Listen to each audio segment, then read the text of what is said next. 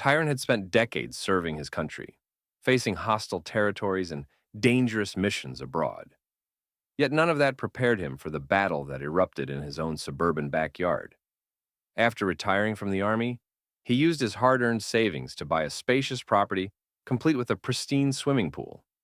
He envisioned peaceful afternoons spent by the water, hosting the occasional barbecue with fellow veterans, or simply lounging in the sun.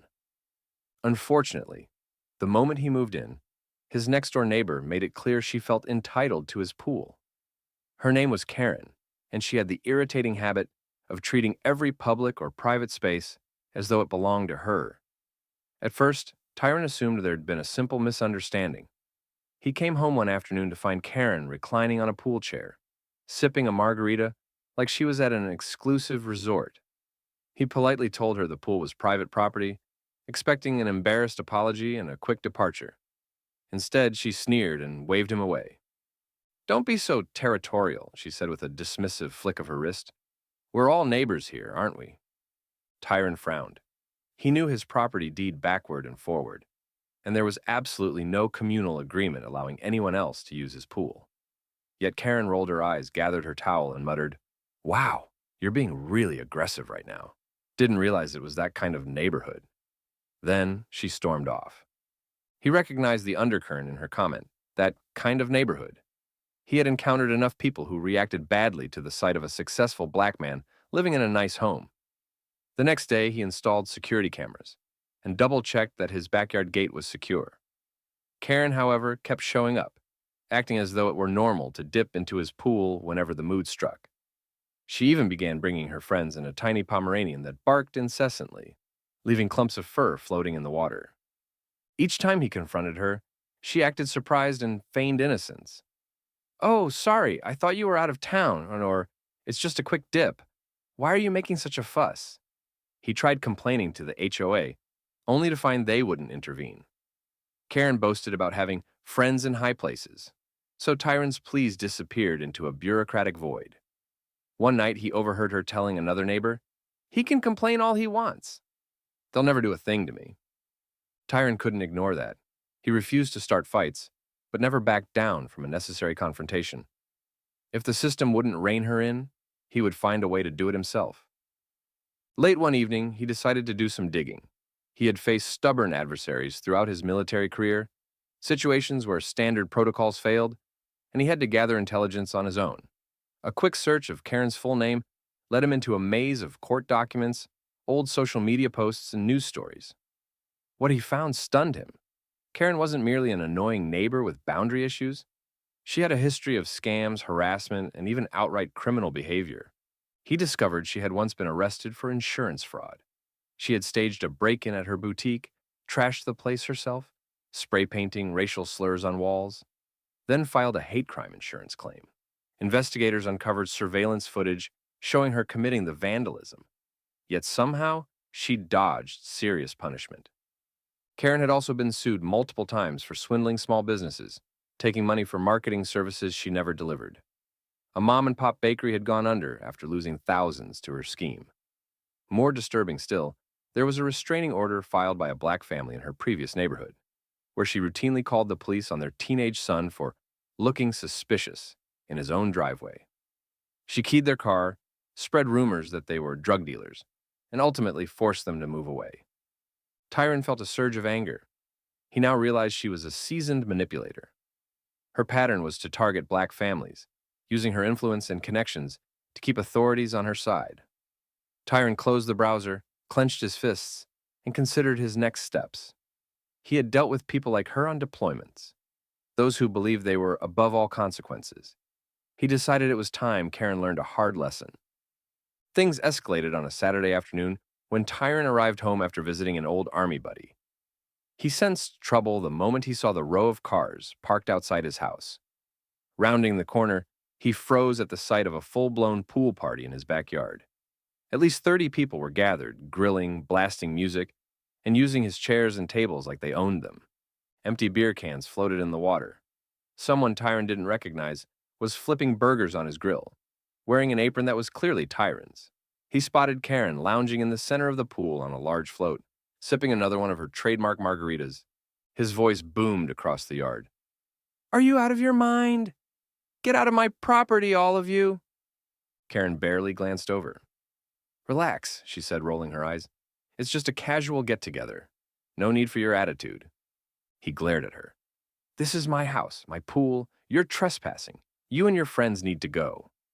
With a dismissive wave, Karen leaned back and shrugged.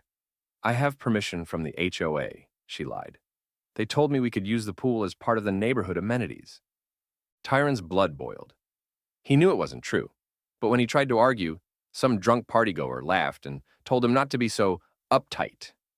Furious, Tyron pulled out his phone and called the police, hoping this time they'd actually do something. When the patrol car arrived, 2 officers stepped into the yard. Tyron explained these were strangers on private property, with no right to be there. Karen switched to her victim routine in a heartbeat, insisting she had clearance from the HOA and that Tyron was harassing her like always. The officers seemed reluctant to act, shrugging that it looked like a civil dispute and suggesting Tyron handle it through the HOA. Karen smirked triumphantly as they left. Tyron seethed, realizing she would keep getting away with it unless he found a way to shut her down on his own terms. Tyron strategized. He was disciplined, used to thinking outside the box. He recalled an incident a few weeks before when Karen had stumbled upon a harmless garden snake in her driveway. She'd shrieked so loudly that half the street had come running, only for everyone to find a tiny reptile slithering away. If a little snake rattled her that much, what about larger reptiles? Tyron volunteered part-time at a reptile sanctuary where he helped rehabilitate various creatures used in therapy programs for veterans. Among them were 2 massive monitor lizards named Goliath and Viper. Each was 6 feet long, their muscular bodies covered in dark, scaly skin. They were not venomous, but their size, sharp claws, and flicking tongues made them look like prehistoric monsters. They were surprisingly docile, unless cornered, and they could definitely scare the daylights out of someone unprepared. After a few phone calls, Tyron arranged for the sanctuary to let him temporarily house Goliath and Viper at his place for therapeutic purposes.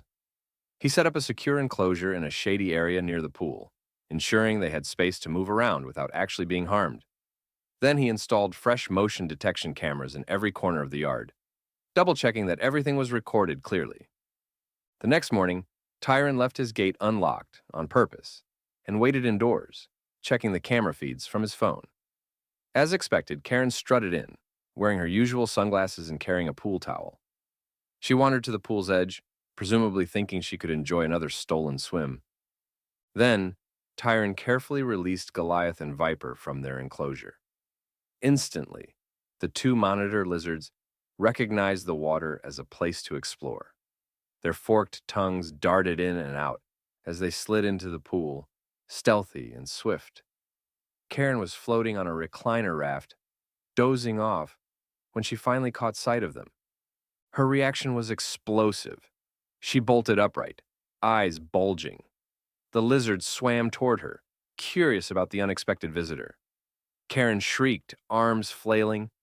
In her panic, she lost balance, tumbled off the raft, and smacked her hip against the pool's edge.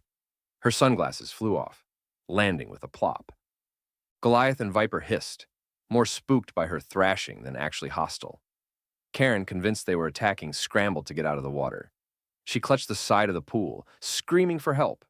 Tyron stood at the back door, calmly filming the chaos. He hadn't expected the commotion to be quite so dramatic, but there was no stopping it now. True to pattern, the police arrived within minutes, alerted by the neighbors' calls about blood-curdling screams. The same 2 officers from the earlier incident hurried through the gate, only to freeze at the sight of Karen, the very trespasser they had refused to handle, soaked, shrieking, and scrambling away from 2 giant reptiles. One officer doubled over, stifling a laugh, and the other had to lean against the fence for support, tears in his eyes. "Ma'am," he managed between laughs, "what exactly is the emergency here?" Karen clutched a towel, shivering in fear and outrage. Those monsters," she screeched. "He sicked them on me. Arrest him."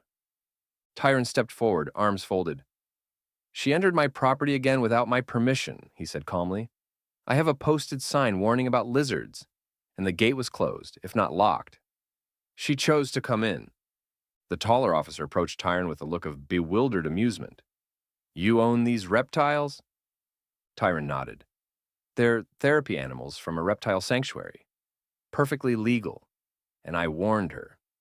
He pointed to a large sign on the fence that read, in bold letters, Beware of lizards. Private property. Karen's jaw dropped. This is outrageous.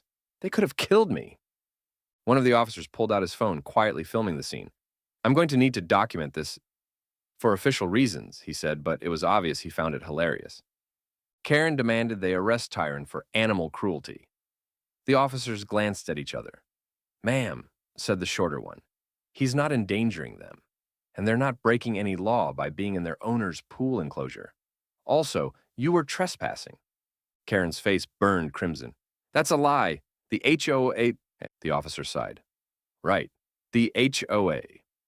Mind showing us the official approval? Because without it, you're clearly trespassing. He paused, checking Tyron's posted signs. Which means we can cite you. Karen tried to muster another argument, but could produce no documentation. Instead, she spluttered about Tyron being dangerous. Yet the lizards had done nothing more than hiss at her in alarm. Tyron watched as the officer scrawled a citation for trespassing and told Karen to leave immediately. She opened her mouth in protest, but the officers reminded her she could face further charges if she refused. Begrudgingly, she grabbed her soaking towel and stumbled away, humiliatingly wet and furious. Within hours, footage from the officers' phones leaked online. The improbable sight of Karen, known for her overbearing attitude, frantically fleeing from two large lizards, went viral. People spliced her shrieks into remixes, added comedic music, and posted memes with captions like, when you break into the wrong backyard. Even local news picked it up, running a lighthearted segment about Karen versus the lizards. In the meantime, the HOA, which had been turning a blind eye to Karen's antics, found itself under scrutiny. Neighbors came forward with stories of her forging complaints or fining them for petty issues. The association realized they could no longer protect her. Karen was slapped with multiple fines for trespassing and property damage. Any connections she had dried up in the face of damning public humiliation. Worse for her, the internet dug deeper into her past scams and fraud charges, forcing every skeleton out of her closet.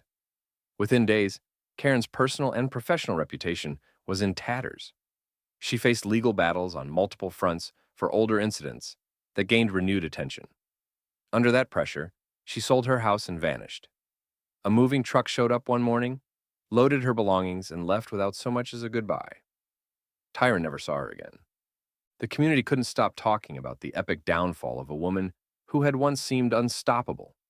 Tyron, meanwhile, finally had the peace he longed for. He continued caring for Goliath and Viper, who quickly became neighborhood celebrities. Families who previously steered clear of Tyron's place now stopped by to marvel at the dinosaur lizards, intrigued by how docile they were once you knew how to handle them.